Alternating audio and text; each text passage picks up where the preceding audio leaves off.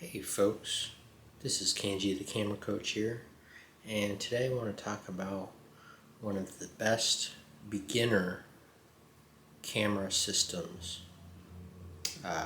If you're looking to get into professional photography eventually, and the first stepping stone.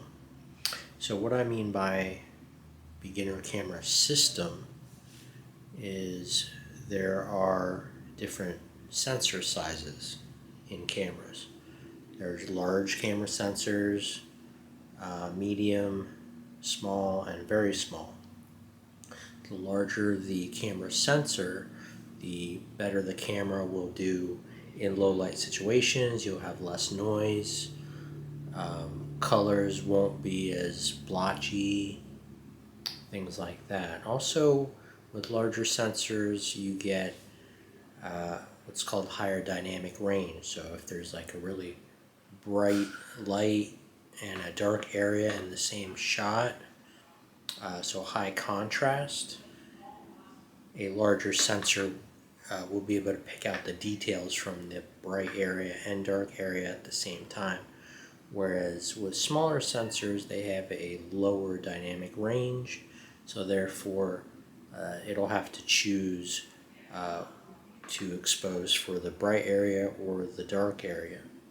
Because cameras, they cannot see contrast as good as our human eyes yet. Now, there is one disadvantage to getting, actually, there's a couple disadvantages to getting a larger camera sensor system, and that is lenses are usually more expensive. Also, if you want to zoom in really far for nature photography, or you're going to Africa and you need to, need a long zoom for that, or vacation, the lenses are going to be a lot larger as well, on top of being more expensive. The larger the sensors, the bigger the lenses have to be, so that means they're heavier. But if optical quality is all you care about, then you want to go with a larger camera system. Now, if you're a beginner, one of my favorite camera systems is the Micro Four Thirds sensor size. So the biggest is what they call medium format. Then there's full frame sensors, APS-C sensors, also known as crop sensors. And below that there is Micro Four Thirds, which is a little bit smaller. Then there's 1-inch sensors, and so forth. And there's some, the very small ones, it doesn't really matter too much, because they're all about the same quality. But 1-inch camera sensors are decent quality these days. And in fact, the camera I'm filming on right now is a 1-inch sensor camera. It's the Sony ZV-1. Quality is pretty darn good for a small camera. Now, going back to Micro Four Thirds, which I recommend if you are a beginner photographer and want professional looking photos. This right here, I actually have this for sale right now. So I have a few different models of this system, but this is by Olympus. This is the PL7 Olympus Pen. Pen is the series, PL7. So what I like about Olympus and Micro Four Thirds in general is most Micro Four Thirds cameras have in-body stabilization. What that means is no matter what lens you put on this camera, it will be stabilized. So if you're zooming in really far, it'll be easy to get a sharp picture because of that stabilization. If you decide to put an older lens, adapt an older lens to it, like buy an adapter and put like a lens from the 80s on your camera, you can do that. Back then, lenses didn't have stabilization at all. So, now that you have it in the camera, again, any lens you put on it will now be stabilized.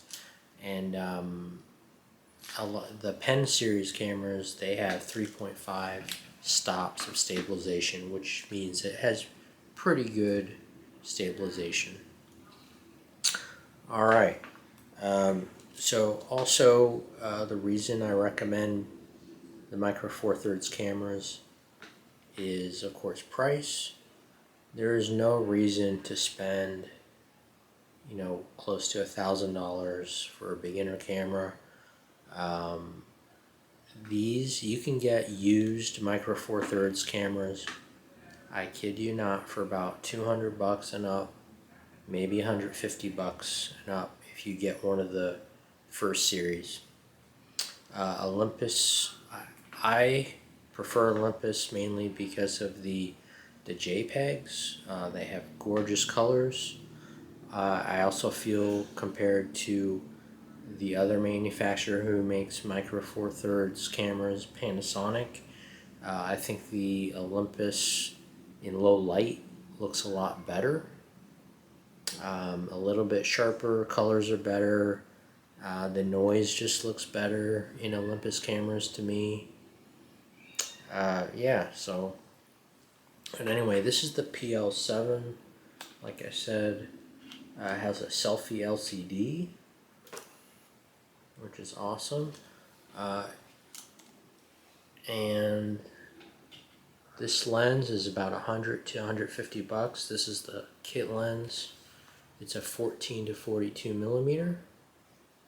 If you were to put this lens on a full frame camera, it means it's a 28 to like 70 something focal range.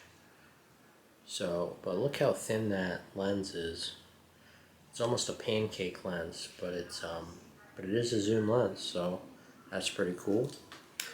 Another reason why I like the PL7 is you can add an optical viewfinder to the camera.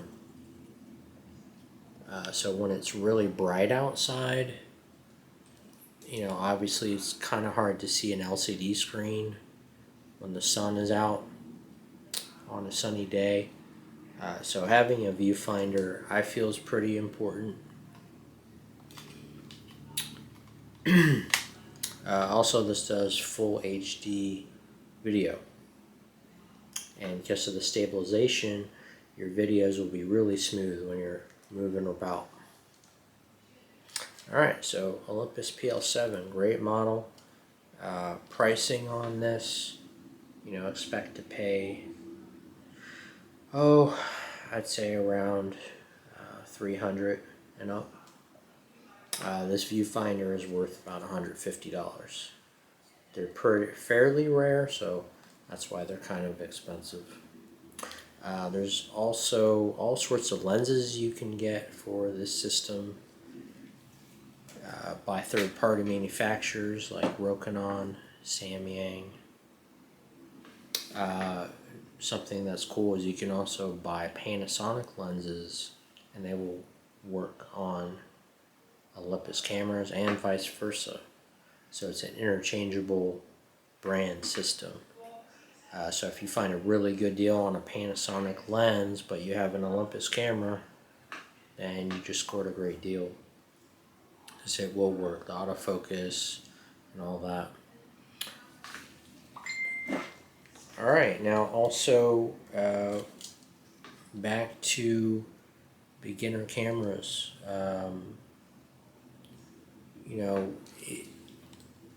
Pretty much, to be honest, really just about any camera can be a beginner camera, because most have auto mode and manual settings that you can grow into. But again, you don't need to spend a lot on your first camera. So with the Olympus cameras, you have your standard camera modes. You have scene modes, you have program, aperture mode, shutter priority mode, and full manual. This can shoot HDR as well, which is great. And the dynamic range on this size sensor is pretty darn good. It can also shoot RAW. Yeah. So, yeah, look into Olympus pen series. Anything that says PL in it, PL7, PL8, that means that's the small, the budget versions of their series, and it's a great deal. JPEGs today in the year 2024 are still amazing. So I have, if anyone's interested, I have this PL7 for sale, $550 with the lens and the viewfinder. You don't have to buy all these together. I also have a PL9, a newer version of this, and I think I'm selling that one for $375 if anyone wants that. It's just a little bit quicker processor. JPEGs are a little bit nicer. But I hope I helped you guys out in deciding on your first beginner pro camera. If you enjoy this kind of content, feel free to subscribe. My website is crimsonleafsphotography.com. I'm also, like I said, a camera coach and photography coach.